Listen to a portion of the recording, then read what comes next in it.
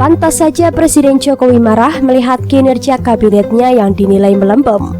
COVID-19 ini memang telah mengubah banyak hal, termasuk mungkin mentalitas kerja sejumlah menteri.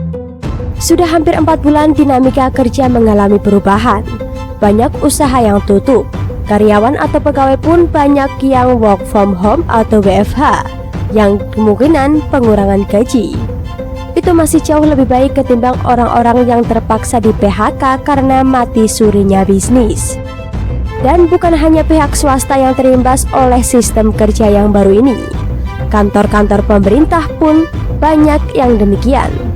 Mungkin tidak sampai tutup total, tetapi bagian-bagian yang urgent bisa saja tetap masuk kantor dengan berbagai aturan dan segala macam itu.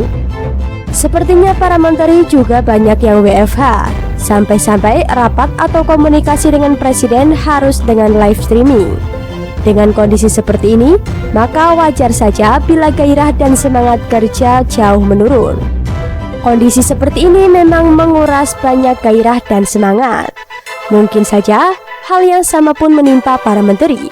Bisa saja, tetapi tidak etis, mengingat jabatan dan kedudukan mereka yang tak boleh main-main. Apapun yang terjadi, para menteri dan pejabat tinggi harus tetap aktif berkarya. Bahkan oleh presiden, mestinya para menteri bekerja secara luar biasa atau extraordinary. Dalam narahnya itu, Presiden Jokowi mengancam akan mengganti menteri yang tidak becus bekerja dan bahkan bila perlu membubarkan lembaga. Banyak yang menduga-duga lembaga yang dimaksud presiden adalah gugus tugas COVID-19. Dan marahnya presiden disambut berisik oleh dedengkot kaldrun yang sudah sejak beberapa hari ini tak berbunyi.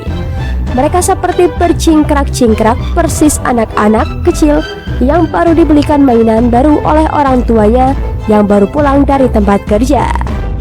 Tengku Zulkarnain misalnya.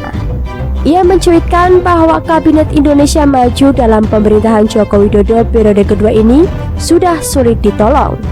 Ia mengibaratkan kabinet tersebut sudah digerogoti kanker parah. Mau reshuffle atau tidak, kayaknya tetap saja semua bakal nyusup. Soalnya sudah sulit ditolong. Ibarat kanker sudah stadium 4. Mau gimana lagi? Tulisnya Senin 29 Juni 2020. Sedangkan Said Didu, mantan petinggi BUMN yang turut merasakan kerasnya tamparan ketegasan pemerintahan Jokowi, jadi punya kesempatan untuk muncul lagi di sela rasa dak-dikduk menanti keputusan pengadilan menyangkut perkaranya dengan LBP. Oknum yang pernah ngumpet kayak anak kecil di mobil ambulans bersama Rocky Gerung Dungu ini melontarkan sindiran atas kemarahan Jokowi yang memarahi menteri-menterinya. Semoga tidak ada menteri melaporkan Pak Jokowi ke polisi karena mengkritik kinerja menteri. Itu saja, tulis Said Didu lewat Twitternya Senin 29 Juni 2020. Lumayanlah, sindiran itu untuk menghangatkan suasana. Meski tidak ada persamaan kritik presiden terhadap para menterinya dengan kasus nyinyiran Said Didu terhadap menteri LBP. Namun semua orang juga paham bahwa Said Didu hanya merasa perlu momen untuk mengeluarkan suara melepaskan rasa penat yang mengganjal di otak dan hatinya. Nah, yang lebih menarik tentu respons dari Rizal Ramli, salah seorang mantan anggota kabinet Jokowi yang bernasib sial. Rizal Ramli yang awalnya dipercaya Presiden Jokowi untuk menjadi Menteri Koordinator Bidang Kemaritiman harus mengalami pemecatan pada reshuffle kabinet yang dilakukan Jokowi pada periode pertamanya dulu. Bersama Rizal Ramli ada Anies Baswedan yang dicopot dari Kementerian Pendidikan dan Kebudayaan. Namun belakangan nasib keduanya berbeda jauh. Bang Anies menjadi Gubernur DKI Jakarta lewat pilkada yang ngeri-ngeri sedap. Kini nama Anies bisa terus berkibar dengan misalnya rutin dan rajin mengadakan konferensi pers soal COVID-19.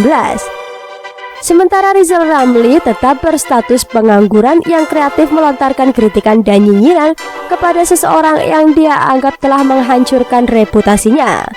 Orang super pintar kok dipecat, doktor pakar ekonomi kelas dunia kok ditelantarkan, bukannya dikaryakan dalam pemerintahan.